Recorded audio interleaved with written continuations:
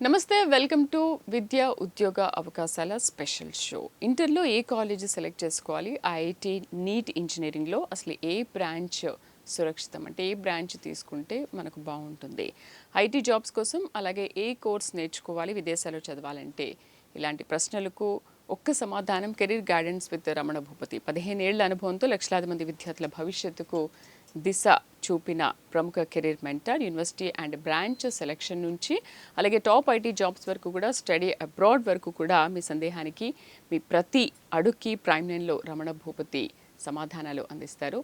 So మనం రమణ భూపతి గారితో మాట్లాడదాం, చాలా విషయాలు తెలుసుకుందాం. హలో సార్, నమస్తే, వెల్కమ్ టు విష్.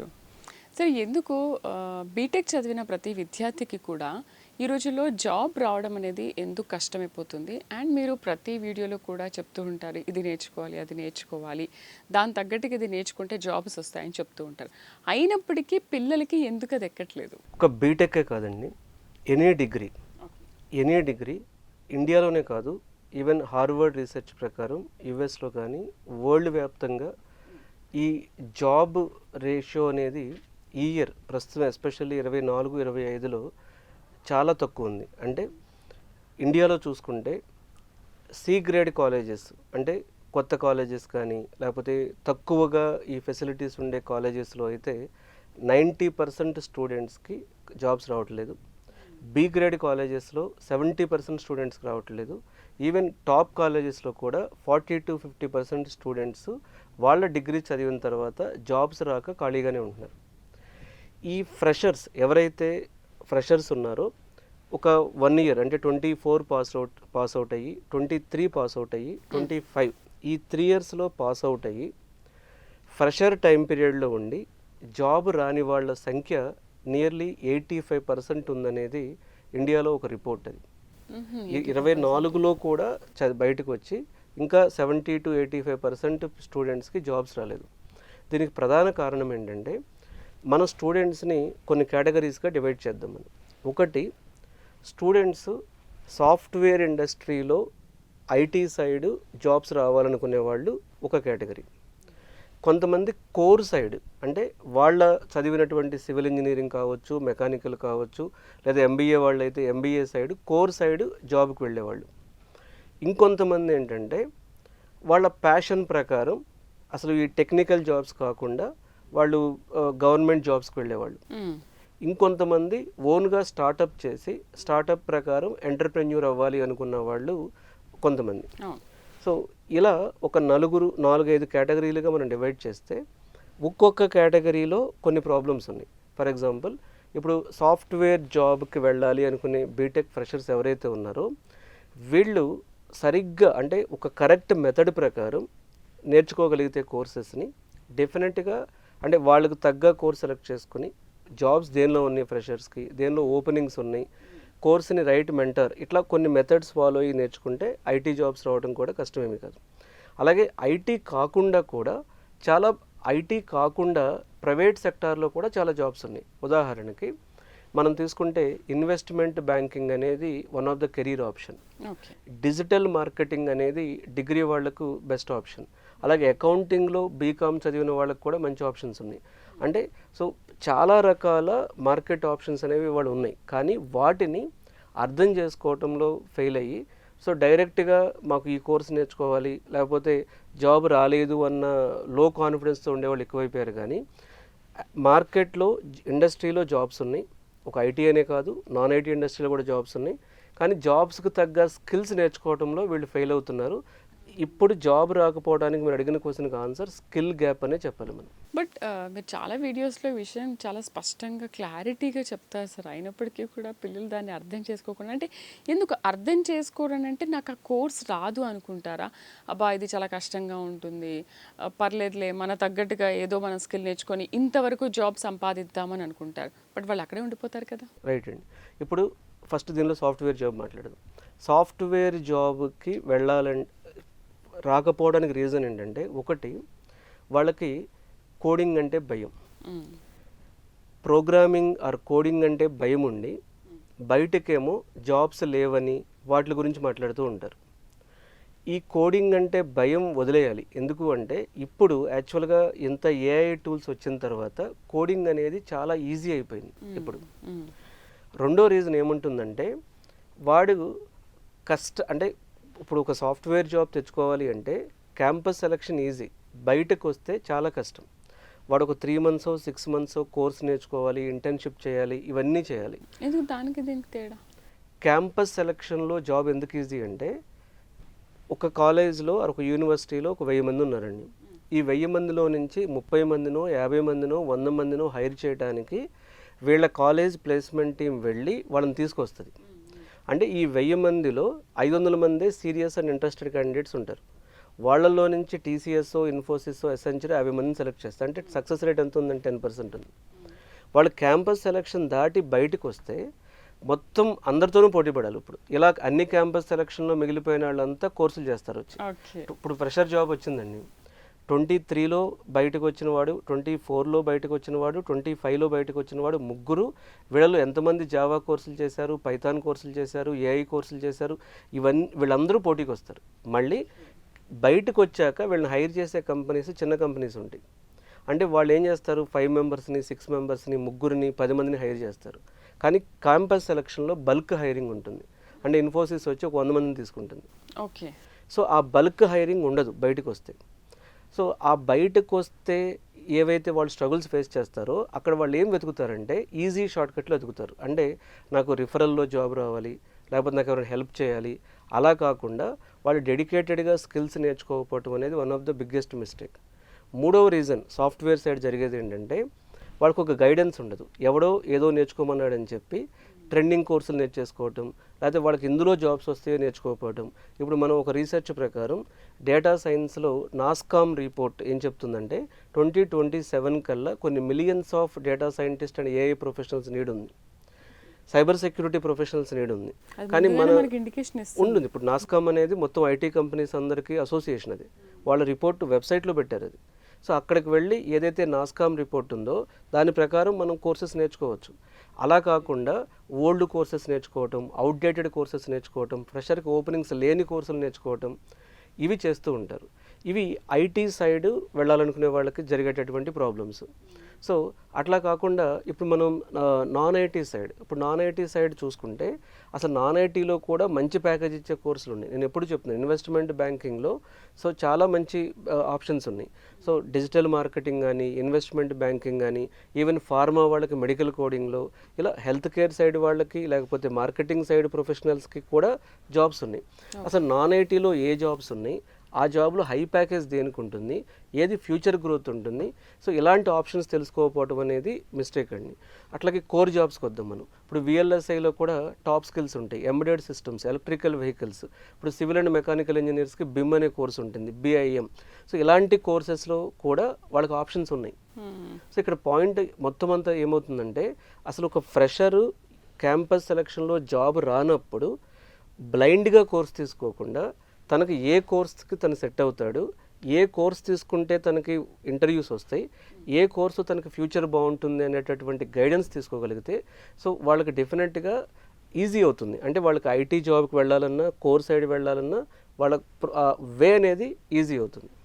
ఎందుకంటే ఇప్పుడు నేను అమీర్పేటలో గత 15 ఏళ్ళుగా ట్రైనింగ్ ఇస్తున్నాను. సో క్వాలిటీ థాట్లో నేను 15 ఏళ్ళుగా క్లాసెస్ చెప్పినప్పుడు, ట్రైనింగ్ ఇచ్చినప్పుడు నేను మెయిన్, ఇప్పుడు నా స్టూడెంట్స్ 30 మంది ఉన్నారనుకోండి క్లాసులో, 15 మందికి జాబ్ వచ్చింది, 15 మందికి జాబ్ రాలేదు. ఎందుకు జాబ్ వచ్చింది, ఎందుకు జాబ్ రాలేదు అనేటటువంటి ఎక్స్పీరియన్స్ 15 ఏళ్ళు ఉంది నాకు. వీళ్ళని ఆ ప్యాటర్న్స్ చూసినప్పుడు సిమిలర్ ప్యాటర్న్స్ అనిపిస్తాయి నాకు. సో వాడికి ఎందుకు జాబ్ రావట్లేదు, ఫ్రెషర్ వచ్చి ఫస్ట్ ఫ్రెషర్స్ అందరూ కోర్స్ జాయిన్ అవ్వరు. వాళ్ళు ఏమనుకుంటారంటే నేను యూట్యూబ్లో డేటా అనలిస్ట్ వీడియో చూశాను, నేను లేదా యూట్యూబ్లో టెస్టింగ్ వీడియో చూశాను, యూట్యూబ్లో జావా వీడియో చూశాను, సో నాకు కొంత వచ్చు, దీనిలో జాబ్ ఇచ్చేస్తారు అనుకుంటారు. కానీ గుర్తుపెట్టుకోండి, ఫ్రెషర్స్ అంతా ఇన్ డెప్త్ స్కిల్స్ అడుగుతున్నారు. ఇప్పుడు మార్కెట్లో ఇంటర్వ్యూ జరిగేటప్పుడు చాలా డెప్త్ నాలెడ్జ్ ఉండాలి. సో డెప్త్ నాలెడ్జ్ అనేది రావాలి అంటే మీరు ఫస్ట్ ఆన్లైన్లో కోర్సులు, యూట్యూబ్లో కోర్సులు కాకుండా మీరు హైదరాబాద్ కానీ, బెంగళూరు కానీ, చెన్నై కానీ ఇన్స్టిట్యూట్స్కి వెళ్ళి అక్కడ ఒక రైట్ మెంటర్, అంటే రియల్ టైంలో మీరు ఒక ప్రాజెక్ట్స్ చెప్పే మెంటర్ని సెలెక్ట్ చేసుకుని ట్రైనింగ్ తీసుకుంటే ఈజీ అవుతుంది అది. సో రెండో ప్యాటర్న్ అంటే ఇట్లా స్టూడెంట్స్ని గమనిస్తున్నప్పుడు వాడికి అసలు జావా అర్థం కావట్లేదు, కానీ జావా జాయిన్ అయ్యాడు. ఎందుకు జావా జాయిన్ అయ్యామంటే ఫ్రెండ్స్ చెప్పారు కాబట్టి జాయిన్ అయ్యాడు. అంటే so right selection of the course miss అవుతుంది, రైట్ ప్యాటర్న్లో నేర్చుకోరు. ఇప్పుడు కాలేజ్కి ఎన్ని రోజులు వెళ్తారండి? ఫుల్ డే వెళ్తారు కదా, 9 to 6, 10 to 5 వెళ్తారు కదా. ఇన్స్టిట్యూట్కి వచ్చి 2 గంటలు కూర్చోడు. ఏమైంది అంటే ఇన్స్టిట్యూట్కి ఫుల్ డే ఎందుకు కూర్చోవు నువ్వు? ఒకటే సబ్జెక్ట్ని ఇప్పుడు పైథాన్ నేర్చుకున్నావు, నీకు కష్టంగా ఉంది పైథాన్, 3 సార్లు నేర్చుకో పైథాన్, ఏమవుతుంది? ఎందుకు రాదు నీకు పైథాన్? అక్కడైతే ఆడుతూ పాడుతూ నేర్చుకోవచ్చు, ఇక్కడైతే బట్ ఇది లైఫ్ కదండి. ఇప్పుడు ఇప్పుడు ఎందుకు చదివాడు? 16 ఏళ్ళు ఎడ్యుకేషన్, బీటెక్ అయిపోయేంత వరకు ఎందుకు చదివాడు తను? పేరెంట్స్ ఎంత ఖర్చు పెట్టుంటారు బీటెక్ ఫైనల్ ఇయర్లో? సో బీటెక్ 4 years ఎంత ఖర్చు పెట్టారు? వీళ్ళ కోసం 10 లక్షలు 5 లక్షలు యూనివర్సిటీస్ డబ్బులు కట్టి. ఇప్పుడు తను సెలెక్ట్ అయితే పేరెంట్స్కి చాలా హెల్ప్ అవుతాడు తను. సో ఆ సెలెక్ట్ అవ్వనప్పుడు ఎంత సీరియస్గా ఉండాలి? అండ్ ఫ్రెషర్స్కి చెప్పేది ఏంటంటే వేస్ట్ కదండి. ఇప్పుడు ఆ 6 months వేస్ట్ ఒకటే కాదండి, వీళ్ళు ఫ్రెషర్గా జాబ్ కొట్టకపోతే వచ్చే ప్రమాదాలు చెప్తాను చూడండి. కెరీర్ గ్యాప్ వస్తుంది, ఫైనాన్షియల్ ప్రాబ్లం అవుతుంది, సోషల్ ప్రెజర్, పేరెంట్స్ సైడ్ నుంచి ప్రెజర్ ఉంటుంది. తర్వాత ఇదంతా పక్కన పెడితే కెరీర్ గ్యాప్ వస్తే కంపెనీలు తీసుకో, మళ్ళీ ఫేక్ ఎక్స్పీరియన్స్ పెట్టాలి, అదొక ట్రబుల్. ఇన్ని ప్రాబ్లమ్స్ ఉంటాయి. సో దానికంటే కూడా ఫస్ట్ ఉత్తమమైన మార్గం క్యాంపస్ సెలక్షన్లో జాబ్ తెచ్చుకోవటం. సో రెండో పాయింట్ ఏంటంటే క్యాంపస్ సెలక్షన్లో జాబ్తో పాటు అది రాలేదనుకోండి, ఓకే మీ కాలేజీలో ప్లేస్మెంట్ ఆఫీసర్ లేడు, మీ కాలేజీలో సరిగ్గా చెప్పలేదు, మీకు స్కిల్స్ లేవు, అకాడమిక్గా IT or non IT skills తక్కువ ఉన్నాయి, కమ్యూనికేషన్ స్కిల్స్ లో ఉన్నాయి, రీజన్ ఏదైనా కావచ్చు, రాలేదు. కనీసం ఆ ఫ్రెషర్ పీరియడ్లో ఎంత సీరియస్గా ఉండాలి? నువ్వు ఎన్ని ఇంటర్న్షిప్ చేసావు, ఎన్ని సర్టిఫికేషన్ చేసావు అంటే ఫ్రెషర్ పీరియడ్ని సీరియస్గా తీసుకోకపోతే అక్కడ క్యాంపస్ సెలక్షన్ రానప్పుడు ఫ్రెషర్గా కూడా జాబ్ రాకపోతే అలాంటి వాళ్ళని కూడా నేను 1000 మందిని డీల్ చేశాను. వాళ్ళు ఎంత ప్రాబ్లం ఫేస్ చేస్తారంటే వాళ్ళకు అన్ని రకాలుగా ఫైనాన్షియల్ ప్రాబ్లమ్, సోషల్ ప్రెజర్, ఇన్ని ప్రాబ్లమ్స్ వస్తాయి వాళ్ళకి. అవన్నీ ఉండకూడదు అనుకుంటే ఫ్రెషర్గా ఉన్నప్పుడు ఫ్యూచర్లో గ్రో అయ్యే కంపెనీ ఒకటి సెలెక్ట్ చేసుకుని ఒక స్కిల్ సెలెక్ట్ చేసుకుని దాని మీద డెప్త్ నేర్చుకుంటే చాలా అవకాశాలు ఉన్నాయి. మాకు ఒక పక్క ఇప్పుడు నేను ఒక కంపెనీ అతను వాళ్ళు మార్నింగే కాల్ చేశాడు. కంపెనీలో వాళ్ళకి Python full stock plus GenAI అంటే ఏఐ ఈ 2 వచ్చిన వాళ్ళు కావాలి. కానీ స్టూడెంట్స్ ఏం చేస్తున్నారు?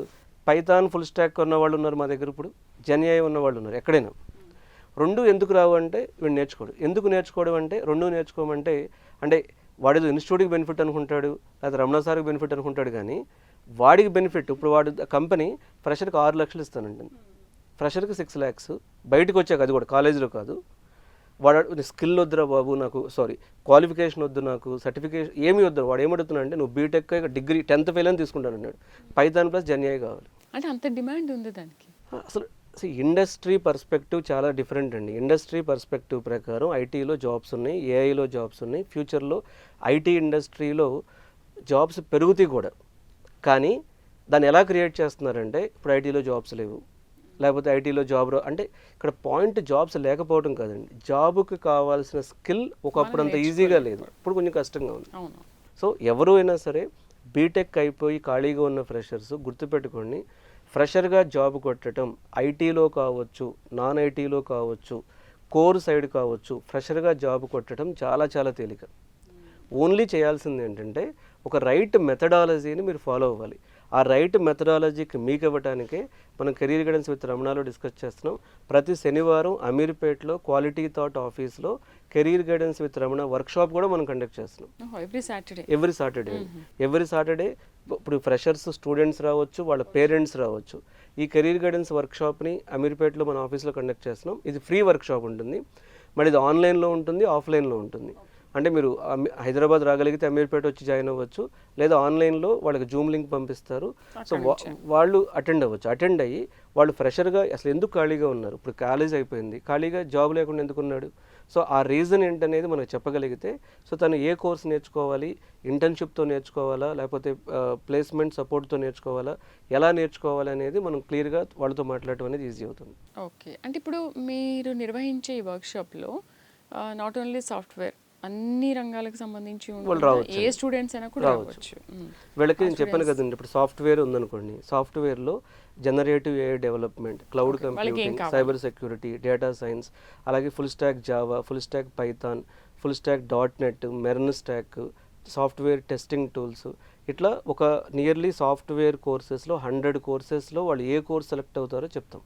ఓ ఏ కోర్స్ అయితే బాగుంటుంది. అంటే ఏంటి స్టూడెంట్ మీ దగ్గరకు వచ్చిన తర్వాత అప్రోచ్ అయిన తర్వాత అసలు ఏంటి వాళ్ళ హిస్టరీ ఎలా తీసుకుంటారు, సో అదే ఎలా వాళ్ళని ఇంటర్వ్యూ చేస్తారు? రైట్ అండి. ఇప్పుడు సింపుల్ వాళ్ళతో మాట్లాడితే ఇప్పుడు మీకు తెలిసిపోతుంది. తెలిసిపోతుంది. మీకు ఎగ్జాంపుల్ కూడా చెప్తా. ఇప్పుడు బీటెక్ కంప్యూటర్ సైన్స్ స్టూడెంట్ ఉన్నాడండి. నీకు ఏ సబ్జెక్ట్ అంటే ఇష్టమని అడుగుతాను నేను. ఏ సబ్జెక్ట్ అంటే ఇష్టం అన్నప్పుడు ప్రోగ్రామింగ్ సబ్జెక్టులు చెప్పకుండా థియరాటికల్ సబ్జెక్టులు చెప్పాడు అనుకోండి, అతనికి కోడింగ్ ఇష్టం లేదు. ఓకే. ఇప్పుడు నేర్పించినా రాదు అది, ఇంకా అంటే బలవంతంగా రుద్దటం అది. ఓకే. సో అతనికి ఏం చేస్తానంటే అప్పుడు ఈజీగా కోడింగ్ తక్కువగా ఉండే కోర్సెస్ని సజెస్ట్ చేస్తాను. సో ఈజీగా కోడింగ్ తక్కువగా ఉండే కోర్సెస్ ఏమున్నాయి? ఫర్ ఎగ్జాంపుల్ సాఫ్ట్వేర్ టెస్టింగ్ ఉంది, బిజినెస్ అనలిస్ట్ ఉంది, డేటా అనలిస్ట్ ఉంది, సైబర్ సెక్యూరిటీలో కొన్ని టూల్స్ ఉన్నాయి. ఇలా ఒక 5-6 టూల్స్లో ఏమవుతుందంటే ఇప్పుడు యూఐ యూఎక్స్ డిజైన్కి వెళ్ళొచ్చు. అసలు కోడింగ్ లేకుండా కూడా కొన్ని సబ్జెక్ట్స్ ఉంటాయి. అటు సైడ్ కూడా మనం రిఫర్ చేయొచ్చు. కానీ వీడు అంటే జెన్యూన్గా అలా మనం కొన్ని చిన్న చిన్న ట్రిక్స్, అంటే ఇదంతా కూడా ఎక్స్పీరియన్స్ అండి. నాకున్న ఈ 15 ఏళ్ళ ఎక్స్పీరియన్స్తో నేను స్టూడెంట్తో 5-10 నిమిషాలు మాట్లాడితే నాకు ఒక అవగాహన వస్తుంది. అంటే ఒక 100లో 5-6 తప్పు అవ్వచ్చు, కానీ 95 మంది వరకు ఏంటంటే ఓకే వీడికి జాబ్ రాకపోవడానికి ప్రధానంగా ఇది కారణం, ఇలా నేర్పిస్తే వీడికి జాబ్ వస్తుంది. సో ఐటీలోకి మీకు మళ్ళీ చెప్తున్నానండి, ఐటీలోకి జాబ్ కొట్టాలంటే కావాల్సింది బీటెక్ సర్టిఫికెట్, సిజిపిఏను, యూనివర్సిటీను, లేకపోతే మా పిల్లలు అమృతాలో చదివారు ఇంకోటి, ఇవన్నీ కాదు. అసలు కావాల్సింది ఏంటంటే వాడికి కావాల్సిన స్కిల్స్ నేర్చుకోవడం. కుదిరితే బీటెక్ ఫస్ట్ ఇయర్ నుంచి నేర్చుకోవాలి, లేకపోతే బీటెక్ అయిపోయిన తర్వాత అయినా ప్రాపర్గా ఒక 6 months స్కిల్స్ నేర్చుకుంటే వాడికి సూటబుల్ అయ్యే స్కిల్స్, ఫ్యూచర్లో డిమాండ్ ఉండే స్కిల్ నేర్చుకుంటే ఎవరికైనా జాబ్ వస్తుంది. ఓకే. ఇప్పుడు స్టూడెంట్ మీ దగ్గరికి వచ్చారు గైడెన్స్ కోసం, రమణ భూపతి గారు మాకు ఇలా మా అబ్బాయి ఇలా అవ్వాలనుకుంటున్నాము, ఆఫ్టర్ 10th లేకపోతే ఇంటరో డిగ్రీయో ఆఫ్టర్ బీటెక్ ఫ్రెష్ అవ్వగానే వచ్చారనుకోండి, వాళ్ళని మీరు గైడెన్స్ అనేది స్టార్టింగ్ నుంచి జాబ్ కొట్టే వరకు ఇస్తారా, లేకపోతే జస్ట్ ఓన్లీ వన్ టైం అయినా? లేదండి, కంప్లీట్గా వాళ్ళకి సపోర్ట్ ఉంటుంది. ఇప్పుడు నేను జనరల్గా ఇప్పుడు నిన్న కూడా నా దగ్గరకు ఒక పేరెంట్ వచ్చారు. ఆయన కర్నూలు జిల్లా ప్రత్తికొండ ప్రాంతం నుంచి వచ్చారు ఆయన. సో వాళ్ళ అబ్బాయి ఇప్పుడు ఇంటర్మీడియట్ సెకండ్ ఇయర్ చదువుతున్నాడు. సో బీటెక్ ఎక్కడ అడ్మిషన్ తీసుకోవాలి, సో బీటెక్ అడ్మిషన్ ఎక్కడ తీసుకోవాలి అనేది చాలా పెద్ద సబ్జెక్ట్. ఇప్పుడు ఇంతమందికి బీటెక్ అయిపోయి 85% ఆఫ్ స్టూడెంట్స్కి బీటెక్ అయిపోయి జాబ్స్ రాలేదంటే అసలు బీటెక్లో ఏం జరుగుతుంది? మరి వీళ్ళంతా ఎందుకు బీటెక్ చేశారు? మన డిగ్రీ అంటే తక్కువ ఫీజులు ఉంటాయి, ఇన్ని లక్షల ఫీజులు ఎందుకు కట్టించుకున్నారు? సో ఫీజులు కట్టించుకోవడం ఒకటే కాదు కదండి, వీళ్ళ హోప్ ఏంటి అంటే అందరికీ జాబ్ రావాల్సిన అవసరం లేదు, 50% అయినా రావాలి కదా. సో మనం ఏం చేస్తున్నామంటే అసలు బీటెక్ జాయిన్ అయిన దగ్గర నుంచే మీరు ఇండియాలో ఏ యూనివర్సిటీలో అయినా బీటెక్ జాయిన్ అవ్వండి.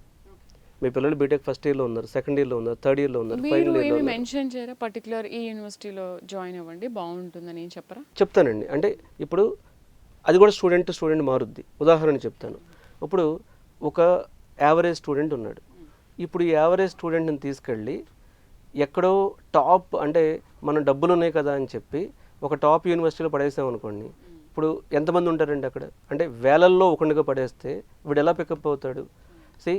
ఏ ఎడ్యుకేషన్ అయినా కానివ్వండి, అంటే స్కూల్ కానివ్వండి, ఇంటర్మీడియట్ కానివ్వండి, ఐఐటి నీట్, ఇంటర్లో ఐఐటి నీట్ కానివ్వండి, లేకపోతే ఇంజనీరింగ్ కానివ్వండి, డిగ్రీ కానివ్వండి, ప్రపంచంలో ఏ ఎడ్యుకేషన్ అయినా సరే దాని యొక్క ప్రథమ ఉద్దేశం ఒక లెవెల్లో ఉన్న స్టూడెంట్ని నెక్స్ట్ లెవెల్కి తీసుకెళ్ళగలగటం.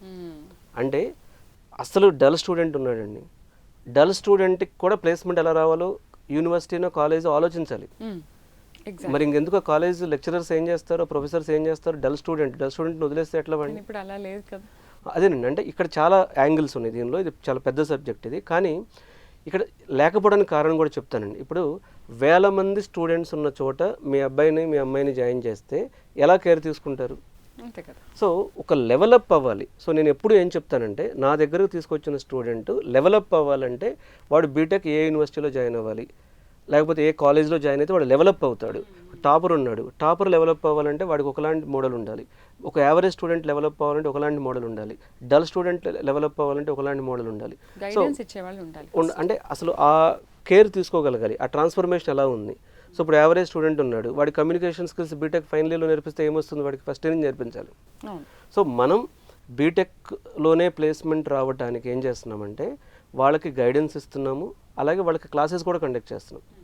సో ఈవినింగ్ టైము వాళ్ళు ఇండియాలో ఏ యూనివర్సిటీలో జాయిన్ అయినా సరే వాళ్ళకి సపరేట్గా పైథాన్ కానీ ఏఐ కానీ ఐటీలో కొన్ని క్లాసెస్ అనేవి వాళ్ళు కండక్ట్ చేయడం ద్వారా వాళ్ళు ముందు నుంచే ఒక లెవెల్ మారటానికి, ముందు నుంచే వాళ్ళు మిగతా స్టూడెంట్స్ కంటే ముందు ఉండటానికి. ఇప్పుడు ఒక ఎగ్జాంపుల్ చెప్తానండి మీకు.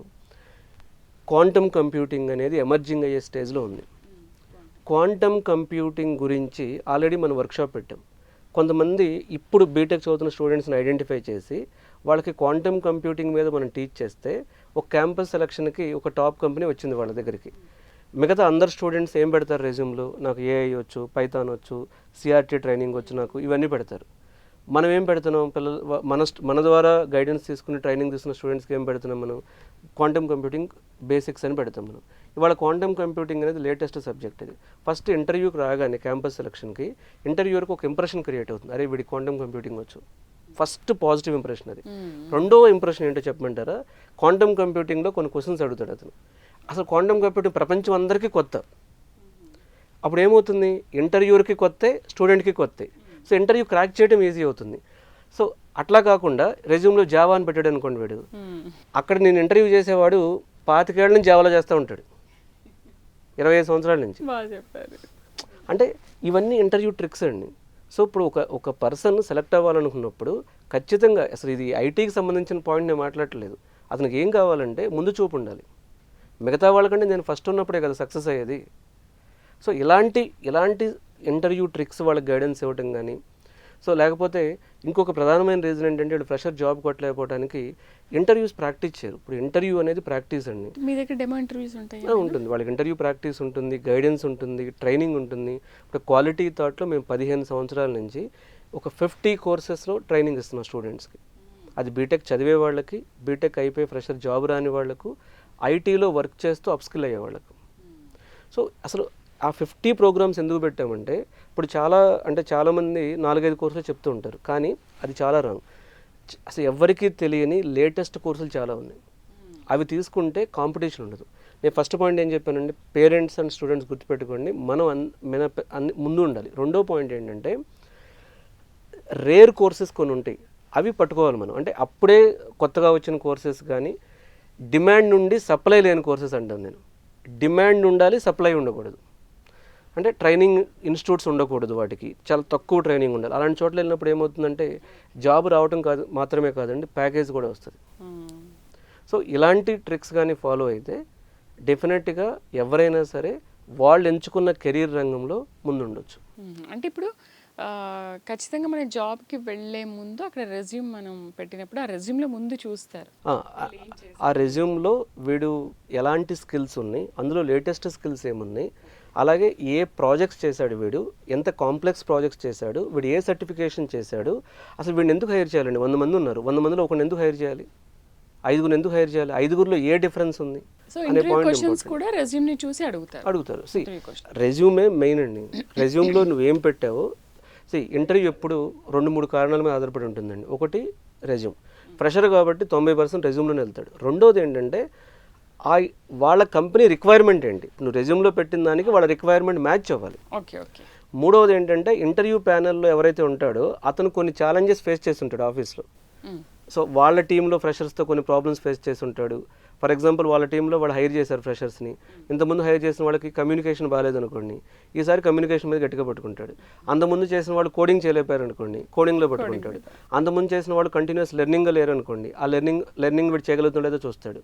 అంతకుముందు చేసిన వాళ్ళకి ఫ్లెక్సిబిలిటీ లేరు అనుకోండి, సెకండ్ షిఫ్ట్ రమ్మన్నారు, యూఎస్ టైం జోన్లో రమ్మన్నారు, నేను రానన్నాడు అనుకోండి, అది పట్టుకుంటాడు. అంటే ఆ ఇంటర్వ్యూ చేసే వాళ్ళ ఎక్స్పీరియన్సెస్ ఇంటర్వ్యూ క్వశ్చన్స్ అవుతాయి, మరియు రెజ్యూమ్లో మనం ఇచ్చిన పాయింట్స్ ఇంటర్వ్యూ క్వశ్చన్స్ అవుతాయి. ఎప్పుడు కూడా ఇంటర్వ్యూ అనేది స్టూడెంట్ ప్రకారం వెళ్ళాలి. అంటే నన్ను for example tell me about your self అని అడిగారండి ఇంటర్వ్యూలో.